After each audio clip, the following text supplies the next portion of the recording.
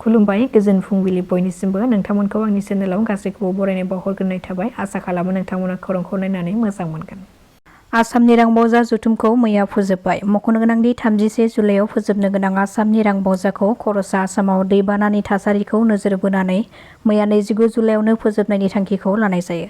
जेराव बेवहाय गोबां अफिसारफ्रा खामानि मावनांगौ दङ आरो मन्थ्रिफ्राबो गाव गावनि बिफाननि बिथोन होनाय बादि खौरां लानांगौ आरो माब्रै खहा जानाय सुबुंफोरखौ मदद खालामनो हायो बेखौ नोजोर बोनानै आसामनि रां बावजा जथुमखौ मैयानि सानावनो जोबथा खालामनानै फोजोबनाय जायो। आसाम सोरखारनिफ्राय फोसावनाय बादिब्ला फैगौ आगस्ट दाननिफ्राय दैबानाजों मोगा-मोगि जानांनाय जिल्लाफोरनि फरायसाफोरखौ मदद होनो थाखाय सिगांदों।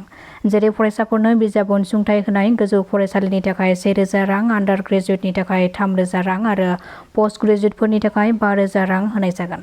दैबानाजों भुगिनांनाय गासै फरायसालिनि फरायसाफोरनि थाखाय बेसेन नाङै फरायबिजाब आरो फरायसालिनि इउनिफर्म बायनायाव मदद होनाय जागोन आरो बेनि अनगायैबो जुदि थाखो 10 आरो 12नि मार्कशीट एबा फोरमान बिलाइफ्रा दैबानाजों गोमा जायो अब्ला बेफोरखौ बेसेन होनाङाजासे फिन होनाय जागोन। आरो न'-बां, जिब-जुनार, ना फिसिनाय आरो फसलफोरनि खहानि बिजिरनाया 3 आगस्टनिफ्राय जागायगोन आरो जायफोर नखरा मोनथाव बेनि फारसे नायनानै खहा सुफुंनायनि राहाखौ लानाय जागोन होननानैबो मिथिहोबावदों। BTCआव फिन आरोबाव गुलि गावनाय जाथाय। कक्राझारनि रायमना नेशनेल पार्कआव जानो मोन्दों बे गुलि गावनाय जाथाया। जेराव बे गुलि गावनाय जाथायाव सासे बर' सुबुंनि जिउ गोमादों। खौरां मोननाय बादिब्ला कक्राझार जिल्लानि रायमना नेशनेल पार्कआव हाग्रा बिफाना दंफां सिखाव खावनायनि सन्देहआव गुलि गावनायाव सासे 29 बोसोर बैसोनि सरलपारा मायनावगुरि गामिनि निमल बसुमतारीनि फिसाज्ला फुंखा बसुमतारीया गुलि नांजानानै जिउ गोमादों। सुलुङाव फोरमायथिनाय बादिब्ला थांनाय 28 जुलाइनि बेलासिनि 3 रिंगासो समनिफ्रायनो फुंखा बसुमतारीया न'निफ्राय गोमानानै दङमोन आरो बिथाङा बे न'आव गैयै समाव हाग्रा ओनसोलाव थांदोंमोन आरो बे समावनो आथियाबारिनि फरेस्ट आउटपस्टनि फरेस्ट गार्डफोरजों मोगा-मोगि जानायाव फुंखा बसुमतारीखौ हमदों। नाथाय 29 जुलाइ एबा मैयानि सानाव भारत-भुटान हादोरनाङारि सिमाजों लोगोसे कसुगाव हाग्रा खोन्दोनि बेन्दोंआव रायमना हाग्रा ओनसोलनि सिङाव सरलपारा पिकनिक स्पटनि सोनाब फारसे थानाय हाग्रा ओनसोलनिफ्राय फुंखा बसुमतारीनि गोथै देहाखौ बोखांनो हानाय जादों। जाथायखौ लानानै दायो ओनसोलाव मोनसे दुङाव थासारिया सोमजिदों आरो बे जाथायखौ लानानै BTCनि हाग्रा बिफाननि जेम्स बसुमतारी बिथाङाबो खुगा बेखेवनायखौ नुनो मोननाय जादों। बिथाङा फोरमायथिदों दि रायमनाया जादों मोनसे नेशनेल पार्क आरो बेवहाय हाबनो हायै बादि वाल एबा बाउन्डारिबो होखानाय दङ। जोंनि फरेस्ट डिपार्टमेन्टनिफ्राय बेवहाय गासै समावनो हाग्रा बिफाननि मावथिफ्रा डिउटि खालामो। बेराफारसेथिं सानफ्रोमबो दंफां दाननाय फोजोबस्रांनायखौ बयबो नुबाय थादों आरो बेखौ नुनानै हाग्रा बिफानखौ सोंखारिदों आरो BTCनि हाग्रा ओनसोला जोबस्रांबाय होननानै बयबो बुंदों। बेराफारसेथिं दानि गोदान आसाम सोरखाराबो हाग्रा बिफाननि मावथिफोरखौ गोख्रों बिथोन होनाय जादों जाहाथे हाग्रा ओनसोलखौ रैखाथियै लाखिनो हायो। बेखायनो बे जालांनाय जाथाया जालांबाय आरो इयुनाव जाहाथे बेबादि जाथाया सोमजिया आरो जेबो अफिसनिफ्राय मिन्थियाबालानो बाउन्डारि होखानाय नेशनेल पार्क बेयाव आयेन दं बेखौ जाहाथे रावबो सिफाया बेनि थाखाय आं रायजो राजाफोरखौ खावलायदों।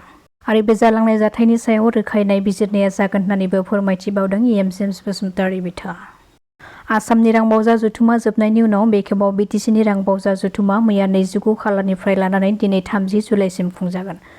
मैयानि BTCनि गिबि रां बावजा जथुमनि गेजेरजों हाग्रामा महिलारि बिथाङा 2026-27 मायथाइनि थाखाय बाजेट दाखिल खालामबाय। बाजेट दाखिल खालामनाय बादिब्ला देग्लाय बोसोरनि गासै 900 कौटि रां दाखिल खालामनाय जादों। बाजेटनि सायाव बिथा खालामनानै BTCआ गासै 91.36 कौटि रां आरो गासै 162.82 कौटि प्रजेक्ट रां खरसा जागोन। जायनि थाखाय 61.84 कौटि रां खरसानि सायाव प्रजेक्ट खालामनाय जादों।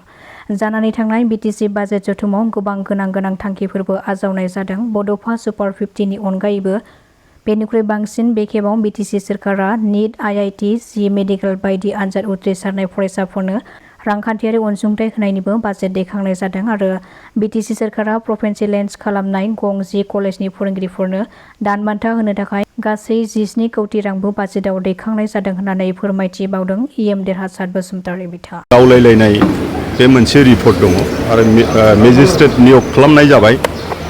थ' बेयो जाहैबाय रायमनाया मोनसे नेशनेल पार्क आरो बेवहाय बाउन्डारि होखानाय दङ। बाउन्डारि होखानाय आरो जोंनि फरेस्ट डिपार्टमेन्टनिफ्राय सब समाय माने डिउटि थानाय जायो। डिउटि थायो, डिउटि थाङो आरो सानफ्रोमबो दंफां दाननाय नोंथांमोना निस्सय खोनायो आरो बुङो फरेस्ट डिपार्टमेन्टखौ जे गासैबो BTC ओनसोलाव फरेस्ट डिपार्टमेन्टआ जोबनायनि लामायाव थांबाय बे खोथाखौ बुङो।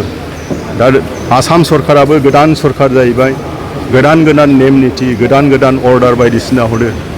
दा बियो मैया जालांनाय जिनोखि घटना बे मैया जालांनाय घटनाया आनफर्चुनेट मोनसे घटना हिसाबै जालांबाय आरो भबिष्यत जाहाथे बेबायदि जाया आरो उइदाउट माबा मोनसे अफिसनिफ्राय मोनथियालासिनो रेन्ज अफिसनिफ्राय अफिसारफोर आरो अफिसाव मोनथियालासिनो जाहाथे बाउन्डारि होखानाय जिनाखि नेसनेल पार्क बेयाव जिथु आयेन कानुन दङ बे आयेन कानुनखौ जाहाथे रावबो बारसिना बिनि सायाव आङो गुरैयै रायजो राजाफोरखौ खावलायबाय।